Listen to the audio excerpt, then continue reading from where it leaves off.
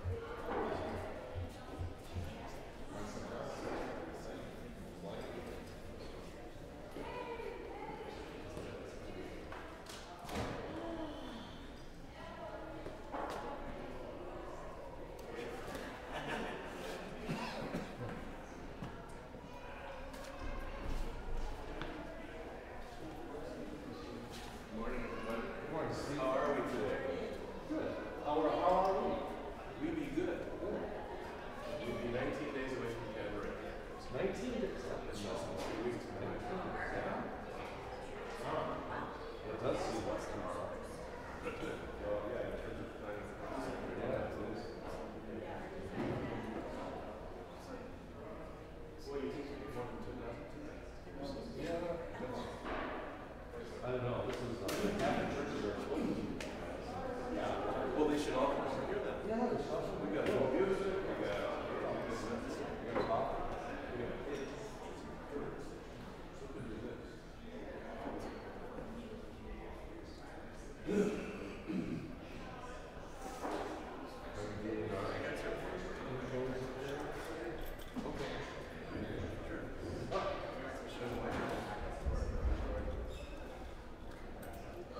Just enough to be a little bit restrained.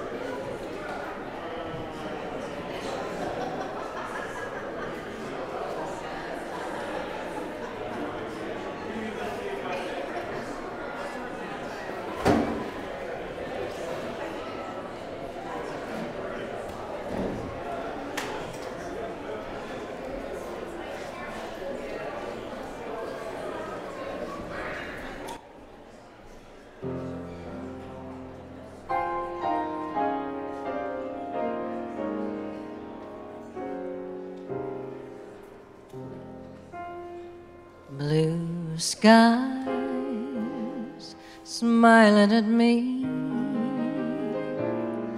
nothing but blue skies do I see. Bluebirds singing a song, nothing but bluebirds all day long. I never saw the sun shining so bright, never saw things going so right, noticing the days are hurrying by. When you're in love, my, how they fly. Blue days, all of them gone,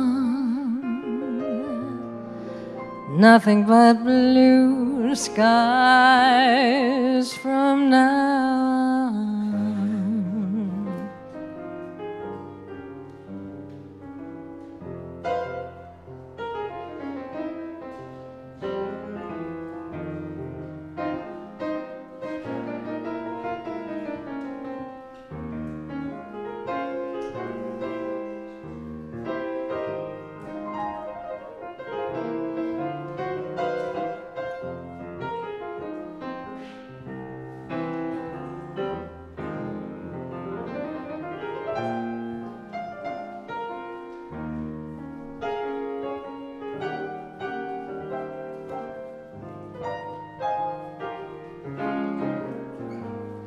I never saw the sun shining so bright, never saw things going so right, noticing the days are hurrying by.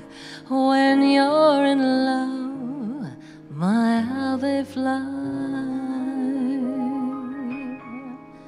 Blue days,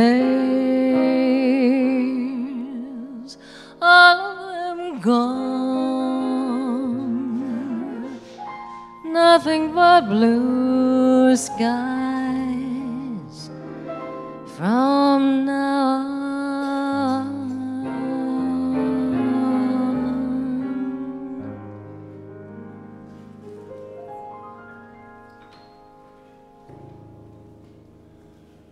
Well, if you believe in the power of prayer, you can pray for blue skies this morning.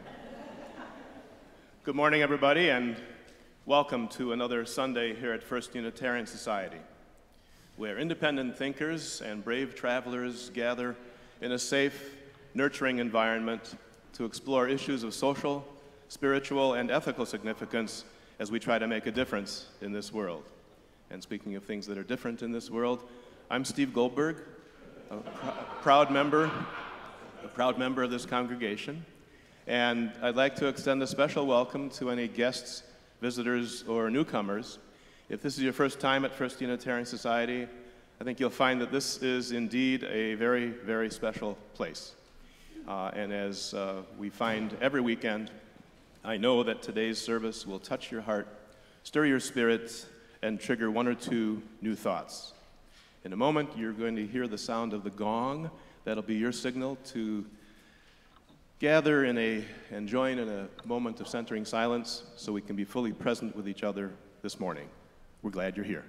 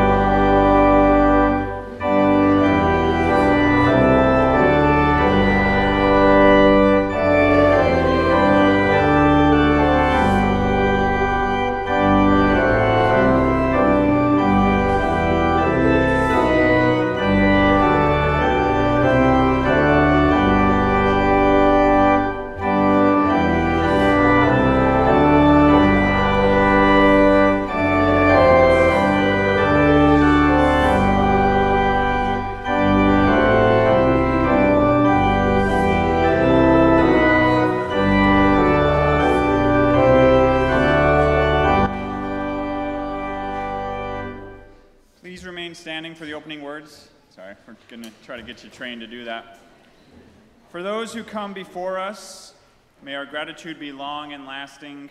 For those who come after us, may we be strong stewards of our commitments. May each of us know the immortality of the larger frame revealed through community. And may we always remember that its transformational power rests in our actions.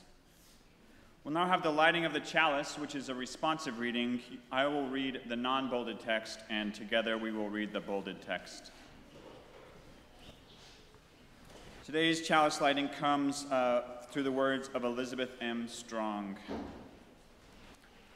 Our Unitarian heritage bids us light our chalice in the name of freedom, in the light of reason, in actions of tolerance. We gather in community to celebrate a heritage of freedom, wisdom, and tolerance. Our Universalist heritage bids us light our chalice in the name of faith, in the light of hope, in actions of love. We gather in community to celebrate a heritage of faith, hope, and love. Let us bring this Unitarian Universalist heritage into our world and our lives today, and let's start by greeting the fellow Unitarian Universalists and others among us.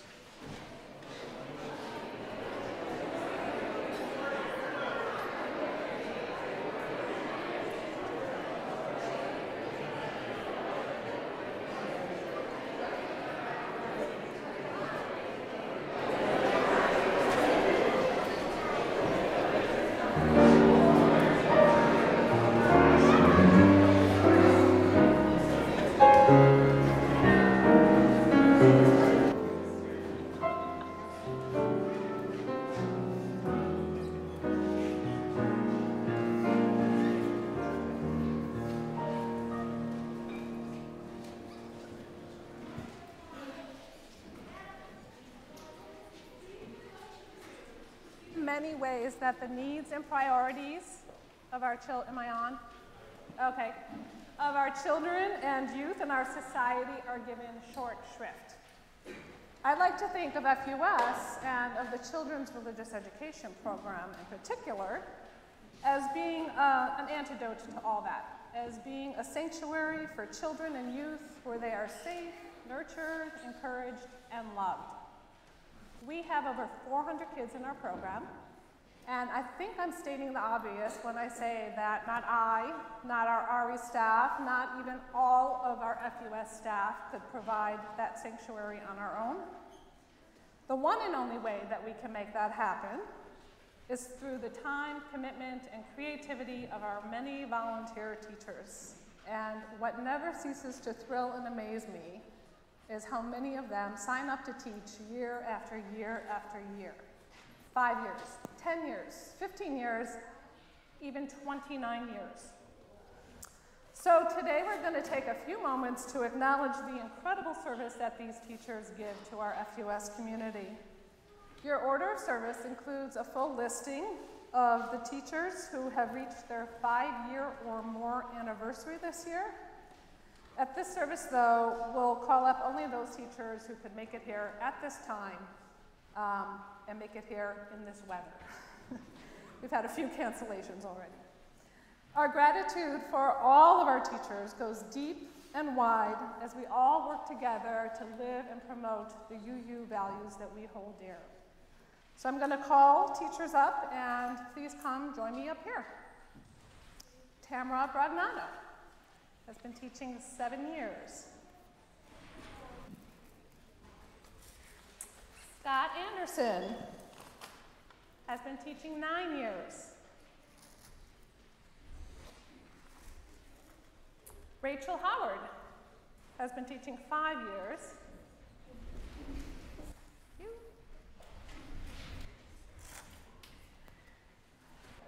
Az Chen has been teaching 7 years.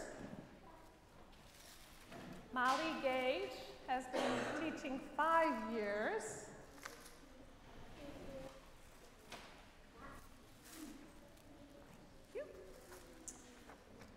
Melissa Tumbleson has been teaching 7 years. Chris McArdle. Did she make it in? I haven't seen her yet. I don't think she made it in. Joy Stieglitz-Gottschalk has been teaching 12 years. Woo! Janice Ferguson has been teaching 18 years.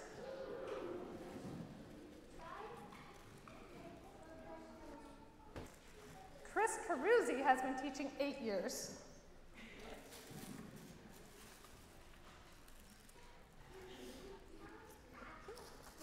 And the last teacher that I want to call up is exceptional in the length of time that he's been teaching. I alluded to it earlier. This year is the 29th year of Jay Rennie teaching here. He started teaching when his daughter was enrolled in the CRE program. She's now 32 years old. So evidently the joy, inspiration, and fulfillment that so many of our teachers experience really got a hold on Jay, and they haven't let it go. Scott Harrington is sitting in the audience too. Come on out, Scott.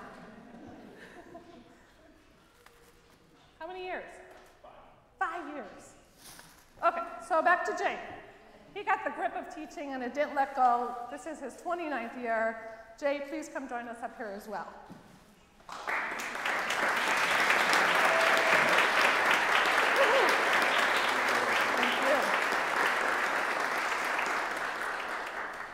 FUS has many heroes, individuals who have helped us to grow in size and scope over the years, but you all are at the top of that list of heroes.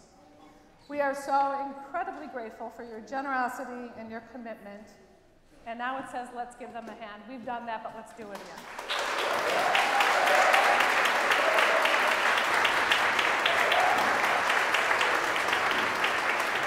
And don't move. Don't move, because now we have a little musical tribute for you.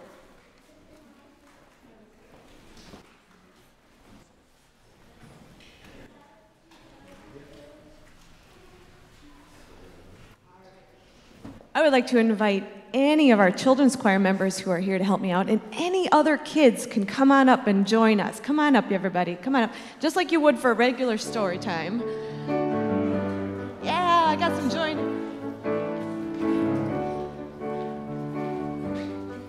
Come on up, everybody. Now, I'm going to have the congregation help me too. Now, as the teachers were walking up here, my kids turned to me and go, that person's my teacher right now. And a couple of them said, I had them as a teacher 3 years ago, or I had them teacher. Raise your hand if one of these people has been your teacher before. Raise your hand. Look at that. That's pretty awesome. Thank you, teachers. So we have a song that we wrote for you, and the congregation's going to help. And I'm going to teach you all everyone's going to sing the chorus with me. All right, I see some smiling faces. Everybody get ready for use a big voice. If you sing something wrong, guess what? It doesn't matter. Try your hardest. Here we go. It goes like this. La la la la, we thank you, teachers. La la la la, we thank you, teachers. La la la la, we thank you. You make the world a better place. I think you can handle it. La la la la la la. All right, here we go. Try it with me. Ready? La la la la, we thank you, teachers. La la la la, we thank you, teachers. La la la la, we thank you. You make the world a better place. There we go. Well, you'll get lots of chances to do it. Here we go. Teachers have encouraged us to open our minds and hearts. They listen and love and hear our voice, explore our world's every part. La la la la, we thank you, teachers. La la la la, we thank you, teachers. La la la la, we thank you. You make the world a better place. Nice job, everybody. You make our minds soar and we stand tall. We know it's all thanks to you. It was you who said yes when others said no. You help us make our dreams come true. Here we go. La la la la, we thank you, teachers. La la la la, we thank you, teachers. La la la la, we thank you. You make the world a better place. You listen and feel. I'm going to try that again. You listen, you're a friend, you help us discover our voice, our unique, our diverse gifts. Create community, feel at home, and explore our world. We find our right when surrounded or wrong. We find our voice within. You support our journey, enrich our lives for justice and truth and strength.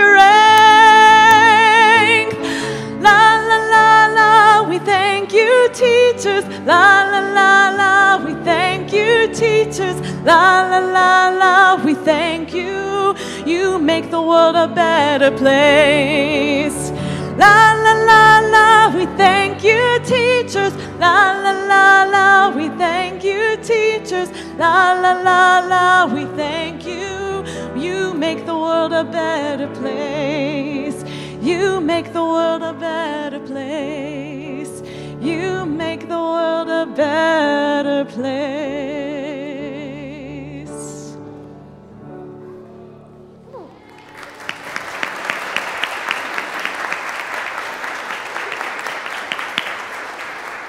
Thank you, teachers. You can sit down now. Yeah.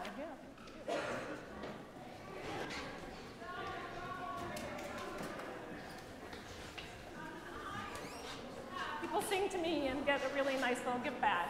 And I think you know what the answer is. Teach, teach. We're in the process of recruiting over 100 teachers for next fall. We'd love to have you join our Children's RE community. If you want to talk more about that, find me after classes today. Thank you.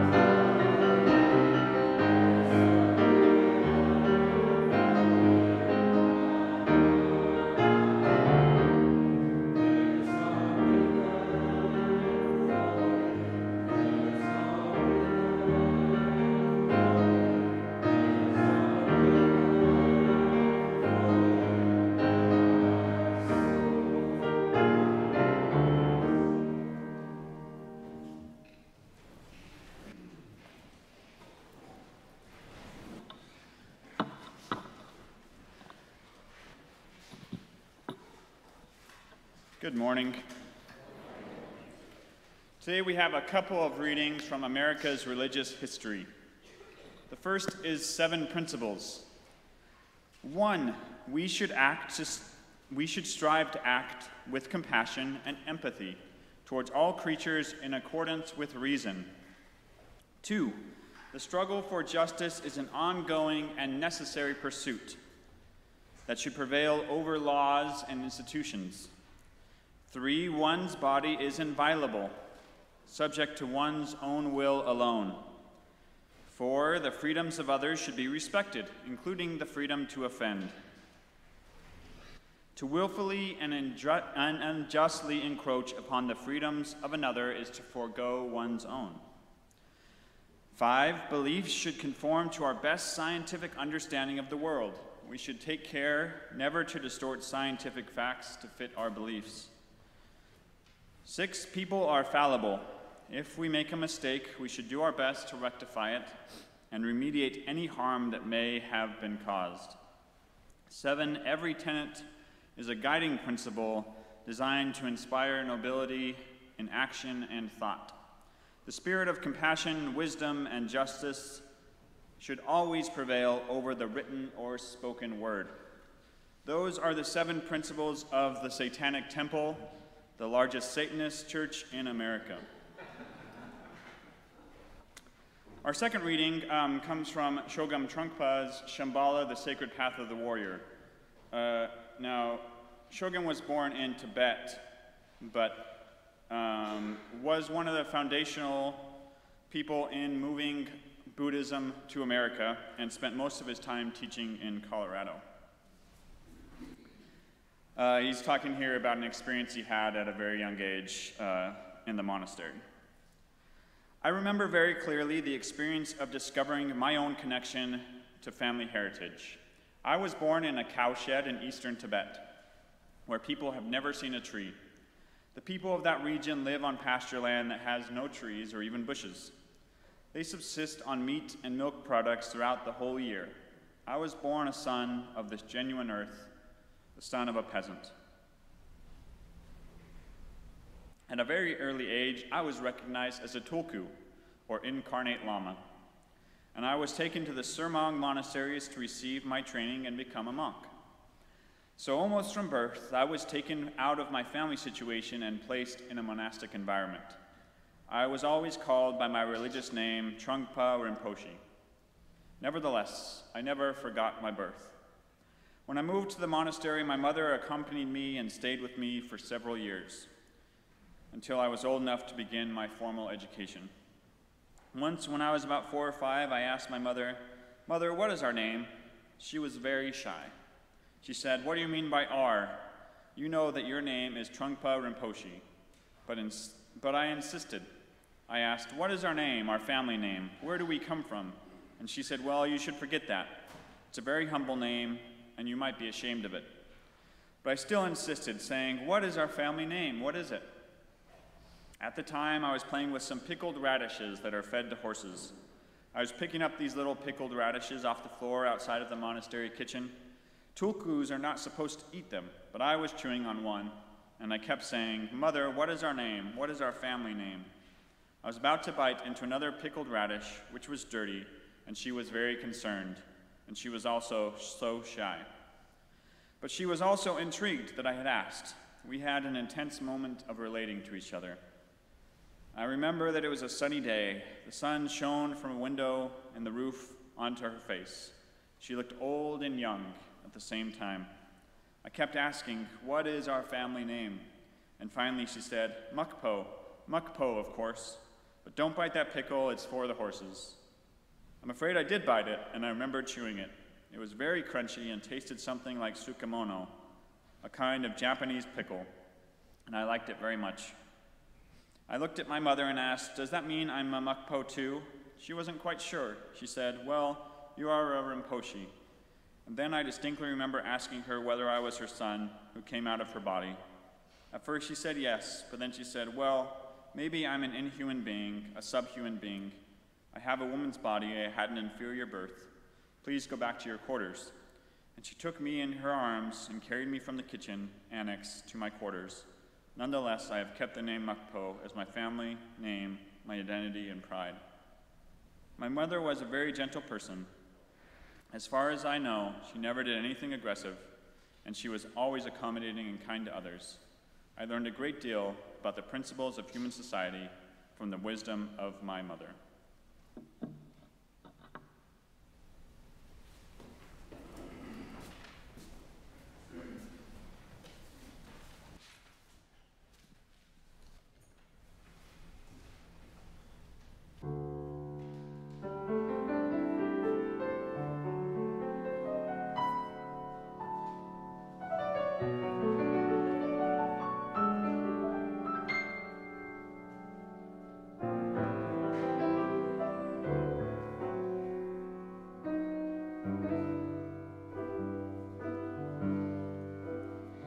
The dawn is filled with dreams, so many dreams. Which one is mine? One must be right for me. Which dream of all the dreams? When there's a dream for every star, and there are so many stars, so many stars. The wind is filled with song, so many songs. Which one is mine? One must be right for me. Which song of all the songs? When there's a song for every star, and there are so many stars,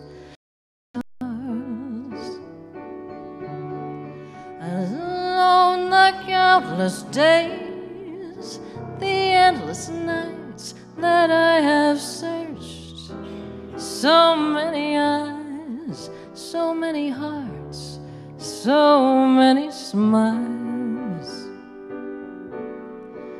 Which one to choose? Which way to go? How can I tell? How will I know? Out of so many stars, so many stars.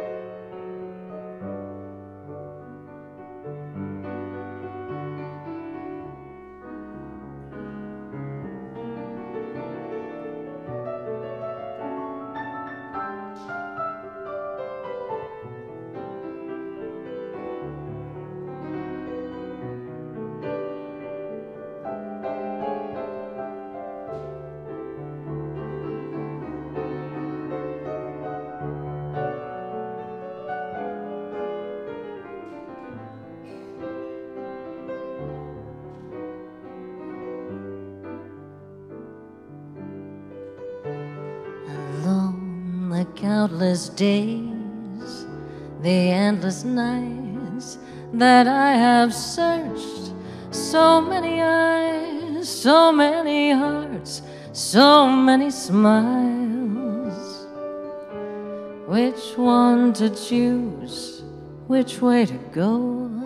How can I tell? How will I know?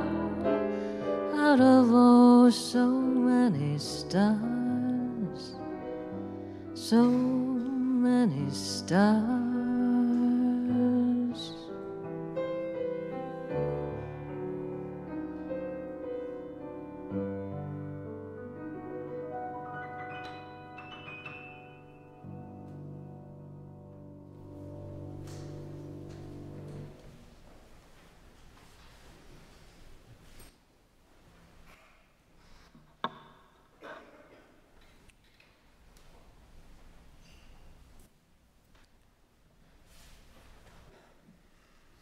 So you'll see in your orders of services that I today was supposed to preach on, or at least in the red floors, I was supposed to preach on the convergence and the differences of Unitarian Universalists and Mormon history.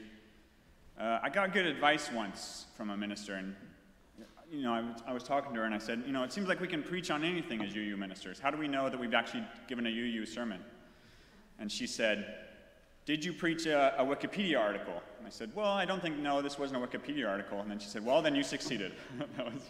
that was her standard. And I realized that I was basically writing a sermon that was preaching the Wikipedia articles of Unitarian Universalism and Mormonism. So I decided to veer off course a little bit.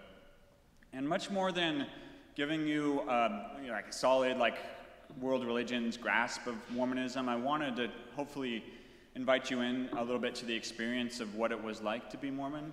And I'm sure plenty of people have come, I know that plenty of people have come from conservative religious backgrounds and have similar experiences, but no experience is exactly the same.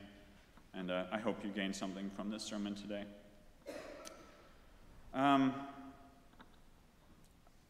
What I would like you to do to start off, though, would be to stop for a minute and to think of that life experience that brought you here to this congregation for the first time.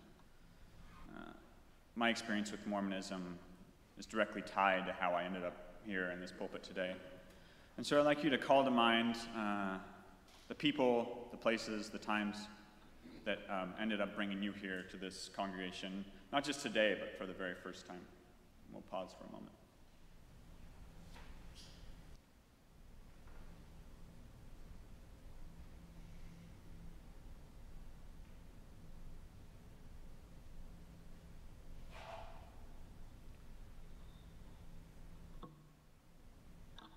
One of the experiences that's been on my mind was a trip to Chicago I took. And I actually just returned from Chicago, a trip with my family. My wife had a conference there. We took the kids to all the museums. I've learned never to call trips with kids a vacation, but it was, Minister Kelly taught me that.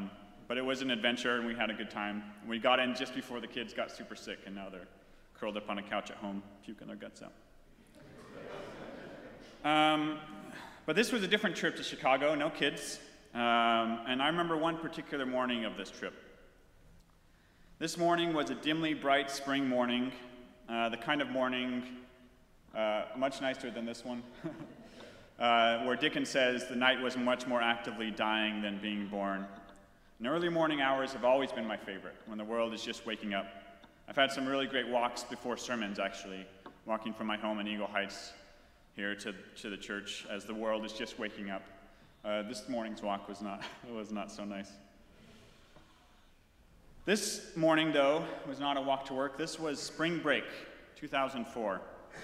And I was in a Toyota Corolla with 4 other burly high school senior boys. We weren't going to Mexico, like the common theme of spring break trips. We actually came from a small farming community called Morgan, Utah, right next to the Wyoming border. Much more common spring break trips were going to the sand dunes of Idaho to ride your four-wheelers or dirt bikes, or going to southern Utah to camp with your family in the scenic beauty down there. But no, me and my friends had decided to take a tour of Mormon historic sites in the Midwest. We called this trip Bland P. It was devised in the back room of our public library where I worked shelving books after school. It was printed on 14 marvelous laser-printed pages full of maps and printed hotel reservations as we were just on the cusp of the cell phone age. This would be my first time east of the Rocky Mountains. I grew up in Idaho and California and Utah and had never been east of the Rockies. I wouldn't fly on an airplane until my Mormon mission a few years later. I'm not one to live in the past, but senior year was pretty awesome. I was captain of the track team, my grades were good. I'd finally figured out how to give up being the cool kid and to be the kid I wanted to be, and I was having a great time. And my girlfriend had recently dumped me, but I think having your girlfriend dump you is a part of what makes senior year so special. The first day of our trip had been a full day of driving. We'd taken off very early in the morning, driven for 12 hours, and ended up in Winter Quarters in Nebraska, which is just outside of Omaha. Winter Quarters was the last stop that Mormons would make, hole up for a winter before they'd make an early spring trip to Utah, as they spent the 5 or 6 years that they did immigrating to Utah from Illinois, where they had their last great Mormon settlement east of the Rocky Mountains. What took them several months, the journey that took them several months from Winter Quarters to the Salt Lake Valley, took us just 12 hours, and we were in awe of that fact. The next morning, the morning that I'm thinking of, was this dim morning. It took us to Carthage, Missouri. Carthage, Missouri is the site of Carthage Prison, where Joseph Smith, the prophet and founder of the Mormon Church, would die on June 27th, 1844, after a mob of angry men dressed up as Native Americans stormed the prison where he was being held, shot him and his brother, killing them and wounding the 2 other men who were in the room with them. Now, we weren't particularly interested in the historical details of that event. He was actually in prison for destroying a legal printing press, ordering the destruction of a legal printing press in the town of Nauvoo, where he was the mayor. Certainly, we would have said that he did not deserve to die for destroying a press. But we were much more interested beyond the historic details. We came to find the man who was the guide for who the type of men that we were supposed to be. Joseph Smith was always held up as this idol of manhood. You know, he was supposed to be just super strong, but much more important than that, he was supposed to be a very caring, very dedicated person. We sat outside the small visitor center after we arrived in our Toyota Corolla. Too early for any tours, too early for even the doors to be open. So we sat on a bench outside of that prison, the visitor center marking that prison, and sang off-key Praise to the Man. Praise to the Man is a very popular Mormon hymn written just after Joseph Smith's death by his friend, and then enemy, and then friend again, W.W. Phelps. Praise to the man who communed with Jehovah. Jesus anointed that prophet and seer.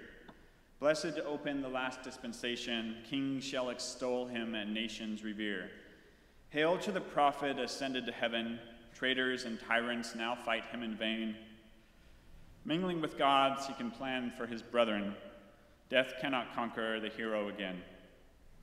Sacrifice brings forth the blessings of heaven, earth must atone for the blood of that man. Wake up the world for the conflict of justice, millions shall know brother Joseph again. And that millions shall know, that's a bold claim for a church that was just a few thousand people struggling to survive in Western Illinois. But today, millions of people do know Joseph Smith's name, and we were very interested in being part of the brethren that he was planning for in heaven, mingling with gods. We were boys on the cusp of manhood, several years away from that great Mormon coming-of-age ritual, the Mormon mission, that would scatter us to the 4 corners of the globe, to Taiwan, to South Africa, to Hungary, to England, and me to Argentina. It was our last great trip as friends. We would all leave quite quickly after our graduation, and we never really got to be together again all together. One of our goals for this trip was actually to distribute, Mormons have these packs of informational cards that are about the size of baseball cards. They come in packs of 400, and we wanted to distribute those cards to as many people as we could. We didn't quite reach that goal, but one night stands out in my mind. On our return trip, our car got a flat tire. It was Easter Sunday, so everything was closed. We found a gas station that was open and that had a flat repair kit. So while the 3 other men that knew more about cars were fixing that tire, me and my friend sat inside of a Taco Bell in a gas station. And it was Sunday, and Mormons aren't supposed to buy anything on Sunday, so we weren't buying any food. But we were eating the oranges that we'd stolen from the hotel. We didn't steal them. Is it stealing if it's there for you anyway? I don't know. The oranges we'd taken from the hotel, and we'd handed this card to the person that was working behind the desk, and she said, the only people that had come in all day, and we had a nice conversation. And I remember after talking to my friend Landon and saying, I think I'm made to be something special in the church. And that's something that had stirred in me. If you heard my earlier sermon, I survived a bad fall when I was 12, right when I was the age of getting the priesthood in Mormonism. I'd survived a bad fall and felt like I'd been saved for something special. And I had never really told anyone that before, but I told it to him then, and it was a very special moment. And I often think, as I was writing this sermon, I was thinking, what would that 18-year-old man-child be thinking about me now here in a UU pulpit, some 14 years on from that day? I don't know. It's It's hard to say. I think he would feel a little bit betrayed, but I think he'd also be very proud of how great of hair I have.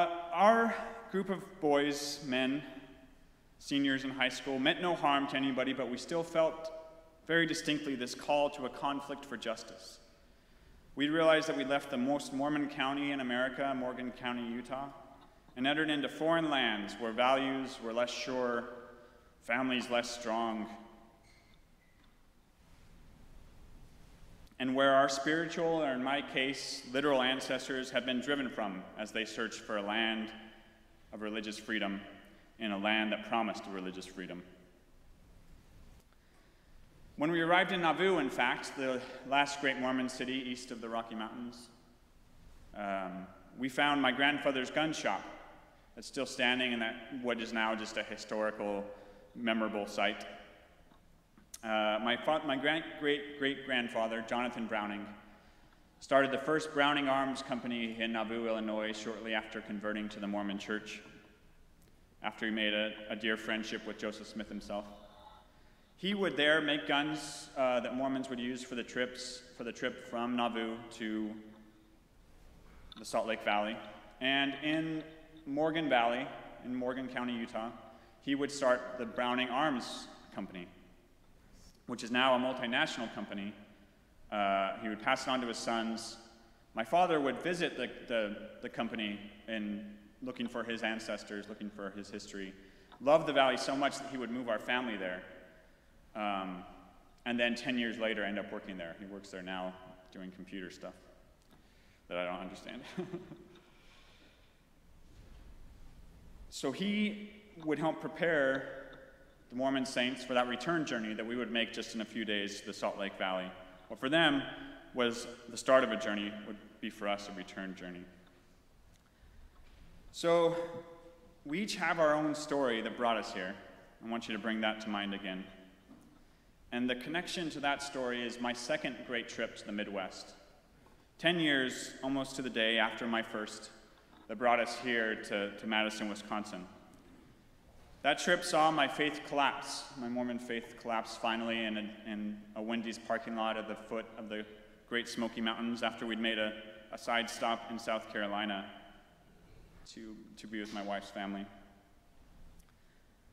Our first week here in Madison, Wisconsin, we'd committed to going to the Mormon church with some Mormon friends that we knew in town. So we walked past, we lived in Eagle Heights still then, and kind of the more this way, the more east part of Eagle Heights. So we walked down University Bay and walked right past the front of FUS, heading towards Regent Street where the Mormon church is. And we were late to the 9 o'clock Mormon service, so we were passing FUS right as the 9 o'clock service was coming in. It looked like such a nice welcoming place. We said, next week we'll go there. And it was such a hot day, and the walk had been so miserable that next week we kept that commitment. And we started coming here off and on, trading off Mormon church visits and FUS visits until we started coming here full time. I found myself to be a much different man, even those 10 years after, than I would have imagined when I was 18 years old. And I'm saving the part of what I found here at FUS for my last sermon, which is the end of May.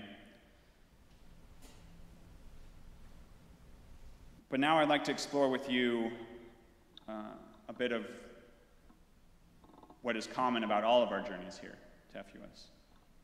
And nobody's path is the same, but what we do have in common is that we all made the more difficult choice of getting up one Sunday morning or Saturday evening and coming here rather than staying home.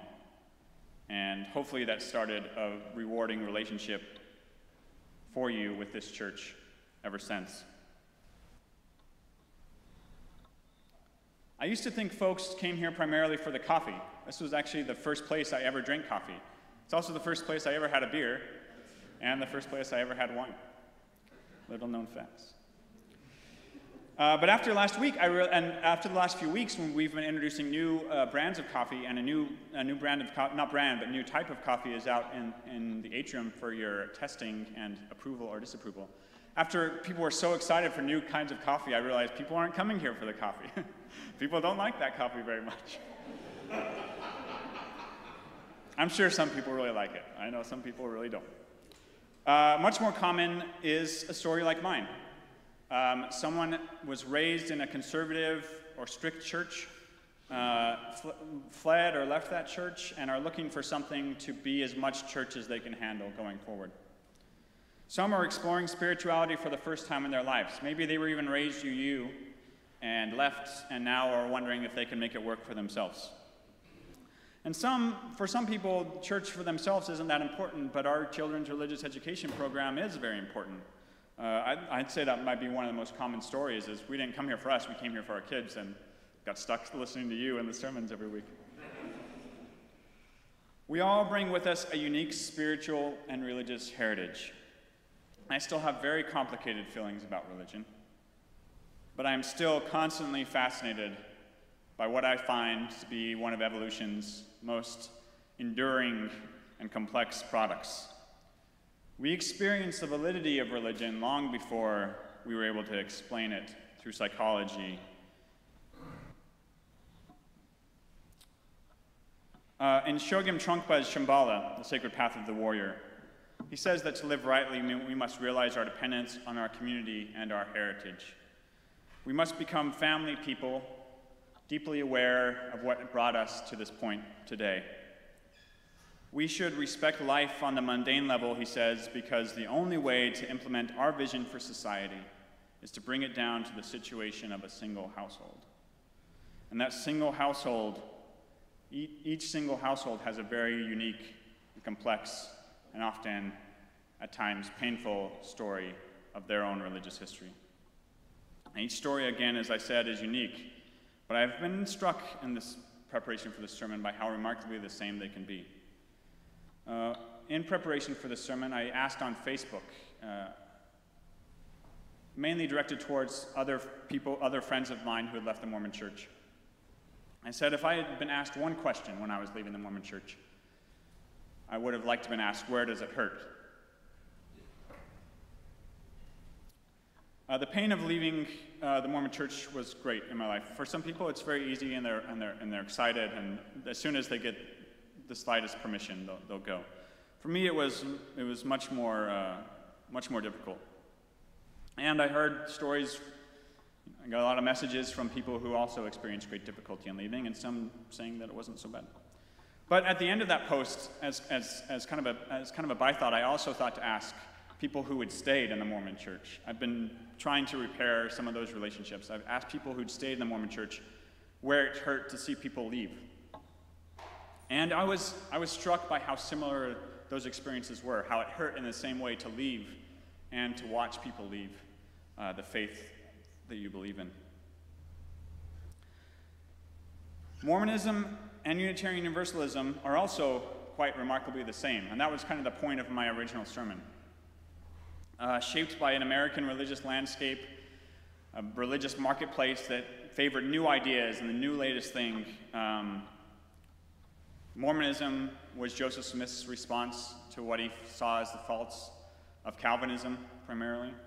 And our Unitarian Universalism today is also a response to the prevailing Calvinist ideas that took over in post-foundational America.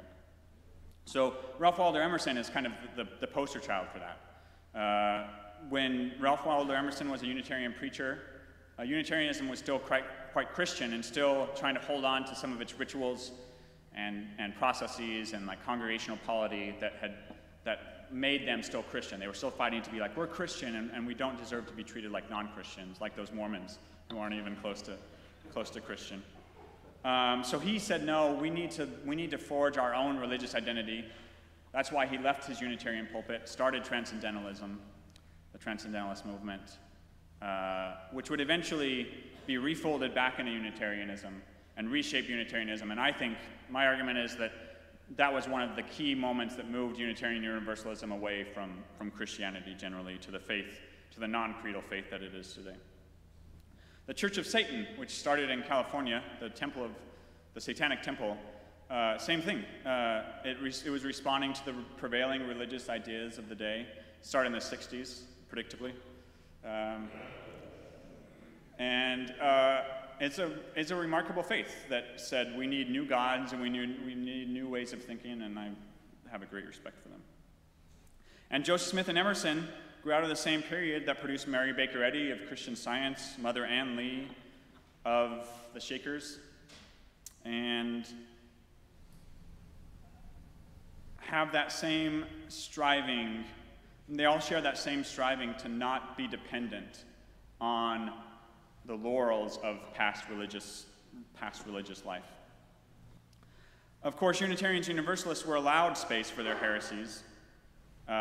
Mormons were pushed from place to place, sometimes with polygamy to blame, sometimes not. I like to argue even that Mormons are the true UUs. If you want to get me talking about something, ask me why Mormons are the true Unitarian Universalists. These two streams, one the establishment church of the New England area, and one the fledgling church of the Salt Lake Valley, these two streams often diverged, but they often very much ran parallel. And they crossed, for me, just at the time when I needed them to. Making sense of our religious heritage, both as a nation and as individuals, can be very difficult. And what helped me most to realize is that all religious endeavor is striving to tell a better human story. Even when it's told by deeply flawed humans like Joseph Smith, or even Chogyam Trungpa, who faced his own difficulties, some self-caused, in his life. Understanding the stories of the past is not important for its own sake. To live in the now, we must strive to make peace with the then. It's one of Chogyam Trungpa's primary teachings. Venerating the past in itself, he says, will not solve the world's problems. We need to find the link between our traditions and our present experience. Nowness, or the magic of the present moment, is what joins the wisdom of the past with the present. And whenever I make those kind of magical connections between my Mormon pasts and my Unitarian Universalist present, I can sense that. I have to be both. I have to be both in that past and in this present to be truly who I am. And there's no changing what brought us here. There's no changing what made Unitarian Universalism what it is today. We didn't come here necessarily because we liked the way things have always been done. We didn't come here because of the way people have made this church. We came here for the excitement of the possibility of what this church could be for us. Emerson, Smith, Lee, Eddy, Trungpa, we're all excited for what an American religious landscape could become. They shaped our past, and for better or worse, we have to leave that to them. But the present, they left for us. They left us space to make our own stories, to make our own magic. And I'm very excited for the magic that this congregation will continue to make in the years going forward. Thank you. Our offering today goes to Open Doors for Refugees, a volunteer-run nonprofit in Madison helping refugees make a home in Madison through providing food and clothing vouchers, transportation and employment services. Please be generous.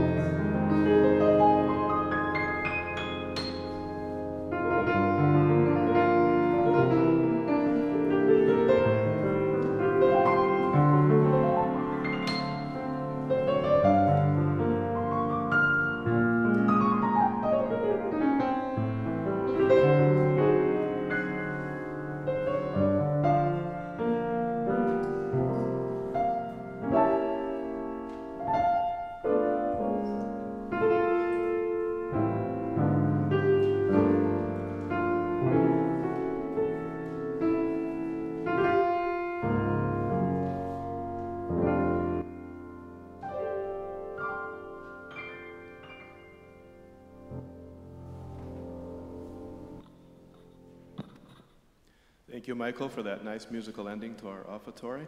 And thanks to all of you for being generous. And speaking of being generous, we have some generous volunteers we would like to thank for their help in supporting and organizing today's service. Our tour guide after the service, for those of you who would like a tour of the buildings, is Pamela McMullen. Just gather over here at the windows after the service and she'll take care of you. Betty Evenson made sure that our foliage was properly watered. Blaze Thompson and Sandra Plish will be hosting the hospitality and coffee after the service. Our ushers, Brian Chanis, Ann Ostrom, Tom Delmudge, and Marty Hollis. Our greeters were Patty Whitty and Claire Box, who welcomed you in from the snowy weather. Our lay minister today is John McGevna, and making sure that we can hear the service, the sound system is managed by David Bryles. And speaking of being able to hear the service, we'd like to announce a new technology that is available for those who need additional help in hearing the service.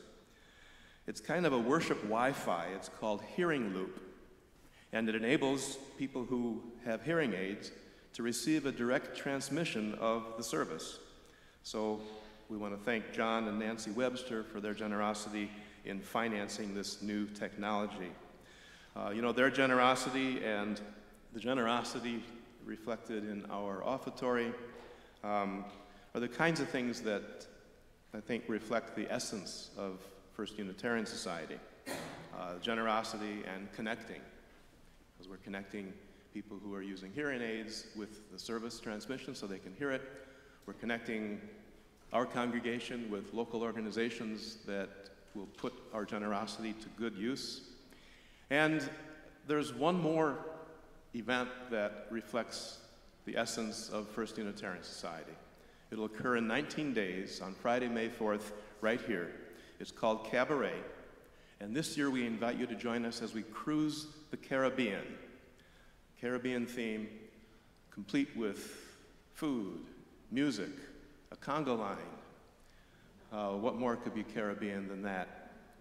And for those of you who have not attended a cabaret in the past, let me tell you that it is a huge amount of fun, and it gives people a chance to connect not only around food and music, but the auction includes items that are donated by and provided by members of the congregation, where they give something of themselves to share with the rest of you, such as a group dinner, sailing lessons.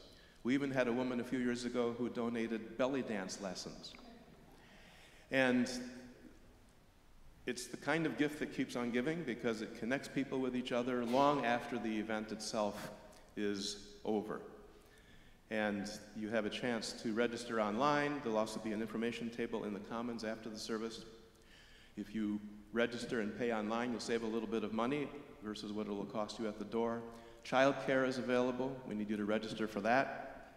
And we continue to welcome any gifts that you would like to provide as a reflection of yourself in connecting with other people through this magical event called Cabaret, 19 days from now, on the 4th of May, when we'll have a chance to cruise the Caribbean. So please come to Cabaret, because when you cruise the Caribbean, you're gonna love what you'll be seeing. So we'll see you May 4th, 19 days from now. So endeth the announcements.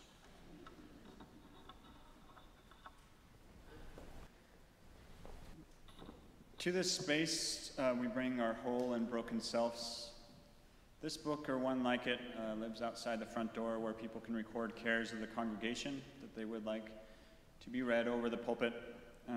It was empty today, so we will take a moment to hold all the unexpressed joys, sorrows, and concerns of our congregation. Thank you.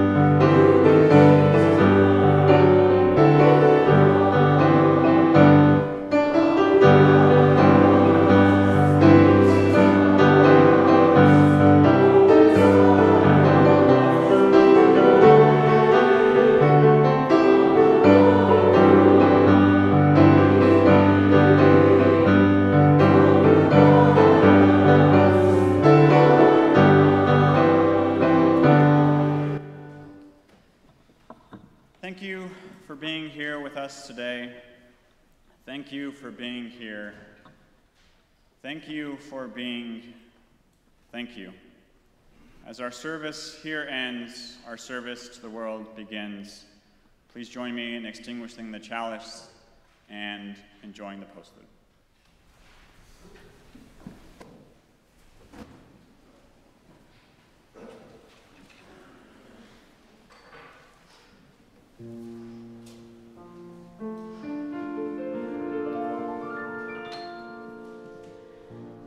On a clear day, rise and look around you,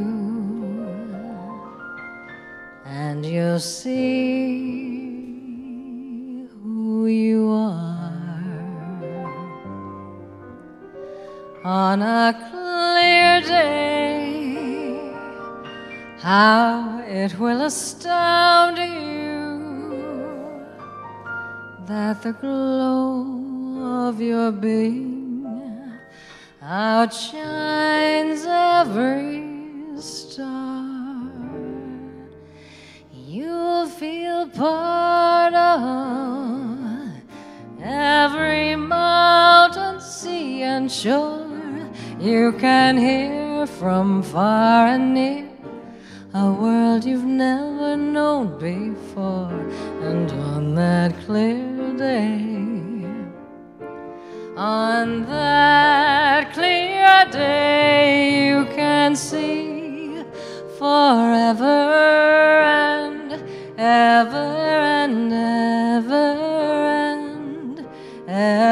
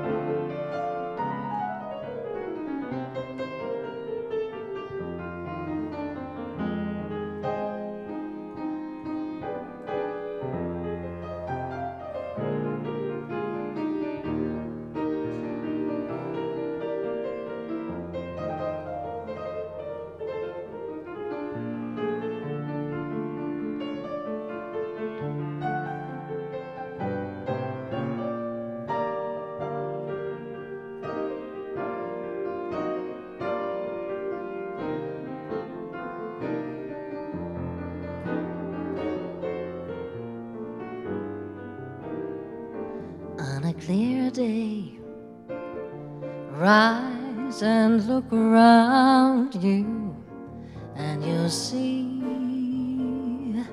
who you are. On a clear day, how it will astound you that the glow of your being outshines every star. You will feel part of every mountain, sea, and shore. You can hear from far and near a world you've never known before. And on that clear day, on that clear day, you can see forever